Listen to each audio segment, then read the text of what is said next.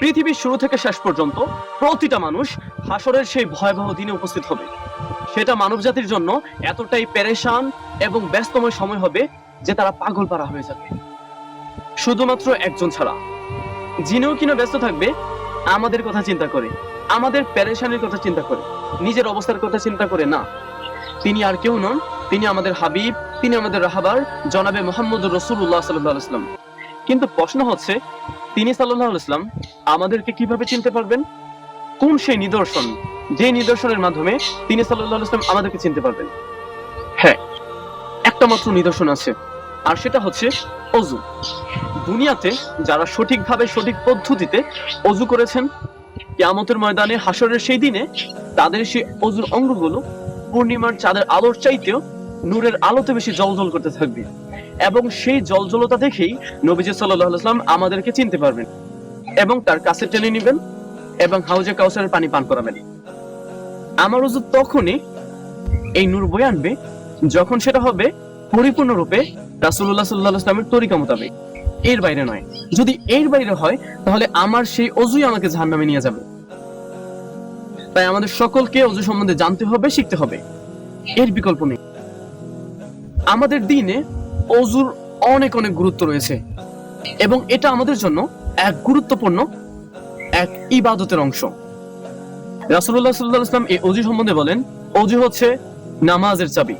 আর আমরা জানি কি নামাজ কিসের চাবি? জান্নাতের চাবি। তো যে ইবাদত আমাদের জন্য জান্নাতের পথ সহজ করে, সে ইবাদত নিয়ে আমাদেরকে অবশ্যই জানতে হবে, শিখতে হবে। ওযু সম্বন্ধে জানার জন্য বা শেখার জন্য প্রথমেই যেটা আমাদেরকে জানতে হয়, শিখতে হয়, সেটা হচ্ছে ওযু কি। ওযু কাকে বলে?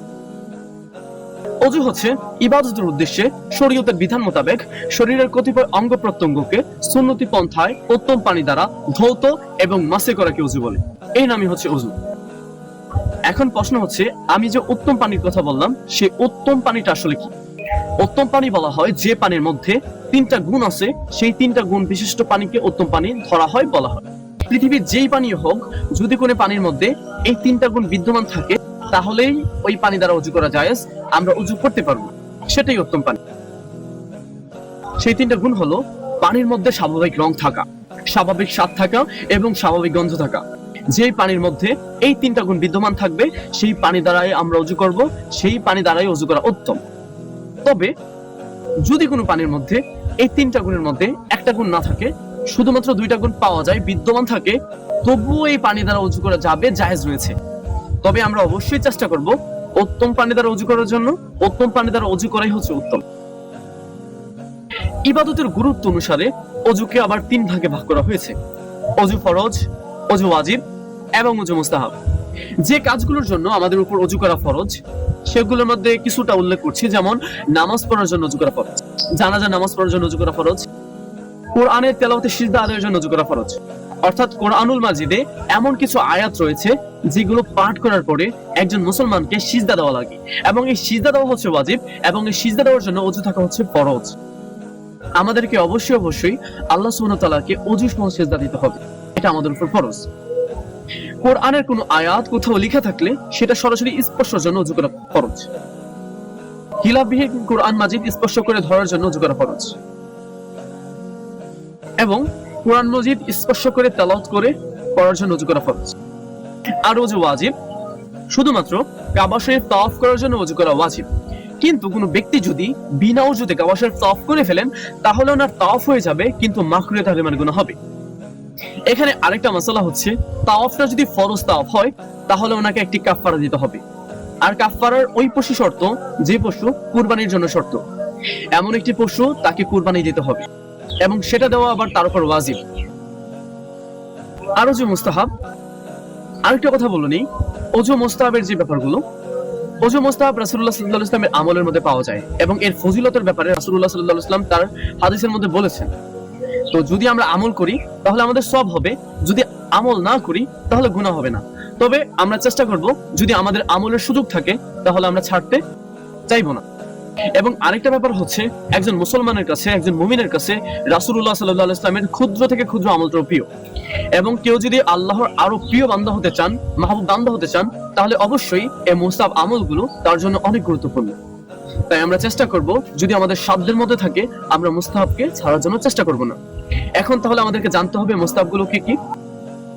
ঘুমানোর জন্য ওযু করা মুস্তাহাব, ঘুম থেকে উঠে ওযু করা মুস্তাহাব, সাফা এবং মারওয়া পাহাড় দৌড়াবার জন্য ওযু করা মুস্তাহাব, মদিনা শহরে মক্কা শহরে প্রবেশের জন্য ওযু করা মুস্তাহাব, হাদিস লেখার পূর্বে ওযু করা মুস্তাহাব, কুরআন মাজিদ মৌখিক তেলাওয়াতের জন্য ওযু করা মুস্তাহাব, স্বামী স্ত্রী মিলনের জন্য ওযু করা মুস্তাহাব, হালাল পানি জবে করার জন্য ওযু করা মুস্তাহাব, ধর্মীয় জ্ঞান অর্জন করার জন্য ওযু করা মুস্তাহাব, গুসা বা রাগ আসলে ওযু করা মুস্তাহাব।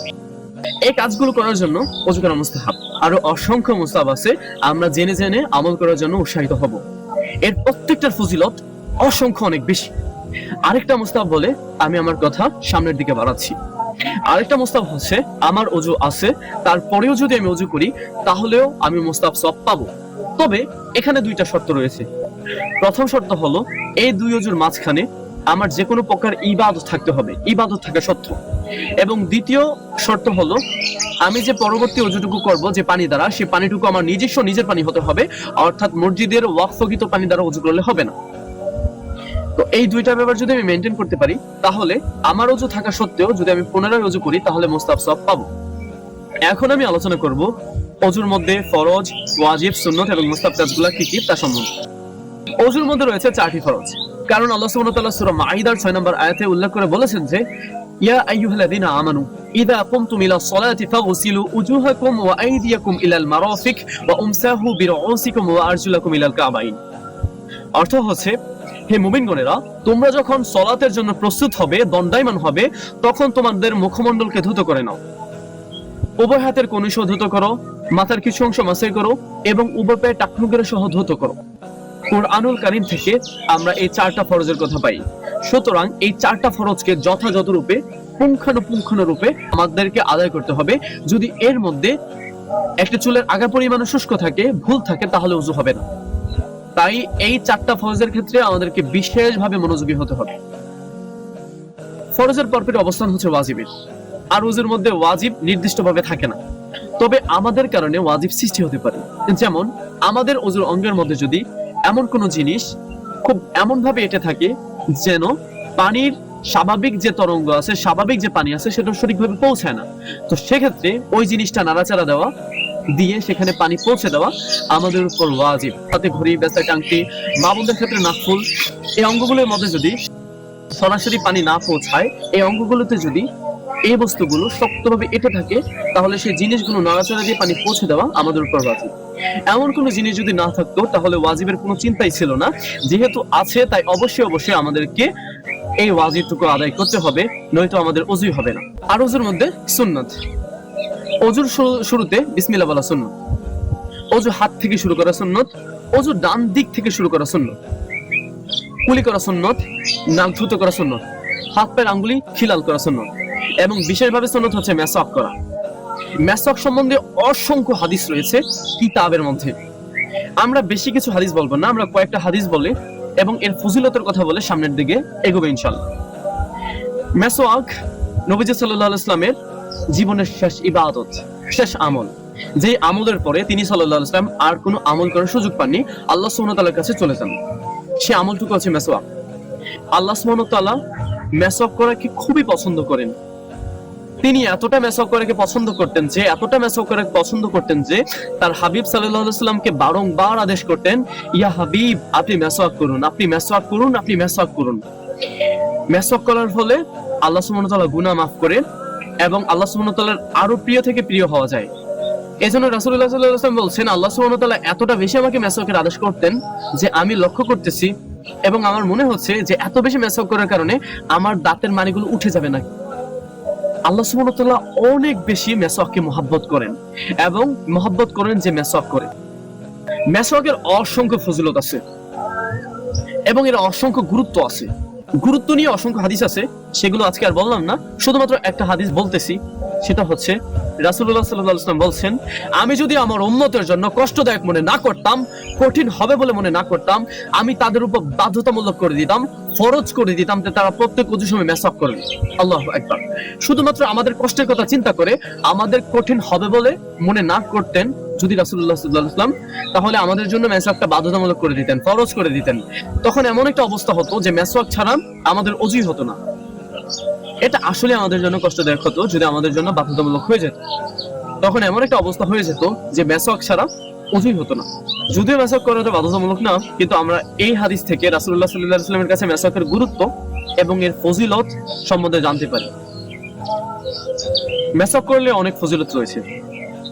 সবচেয়ে বড় ফজিলত হচ্ছে মৃত্যুর সময় কালেমা নসিব হবে। আর সবচেয়ে ছোট ফজিলত হচ্ছে মুখের দুর্গন্ধ দূর হবে। রাসূলুল্লাহ সাল্লাল্লাহু আলাইহি ওয়াসাল্লাম বলছেন মেসওয়াক করলে 70-এর বেশি রোগ থেকে আল্লাহ সুবহানাহু ওয়া তাআলা শিফা করেন। তাই আমরা নিয়মিতভাবে মেসওয়াক করার জন্য চেষ্টা করব। কিছু যদি উল্লেখ না করলে নয়, যেমন মেসওয়াক করলে দুনিয়াবি ফায়দা হচ্ছে মুখের দুর্গন্ধ হবে না, রক্ত বড় বন্ধ হবে, দাঁতের মাড়ি শক্ত হবে, গায়ের চামড়া বৃদ্ধ বয়সে যে ঢিলা হয়ে যায় অতি সহজে ঢিলা হবে না, চোখের দৃষ্টিশক্তি ভালো থাকবে, পেটের পীড়া দূর হবে, কোরআন মাজিদ স্পষ্টভাবে তাসবিহ সহ আদায় করা সহজ হবে। এইরকম 70-এর বেশি রোগ থেকে আল্লাহ সুবহানাহু ওয়া তাআলা শিফা করবেন।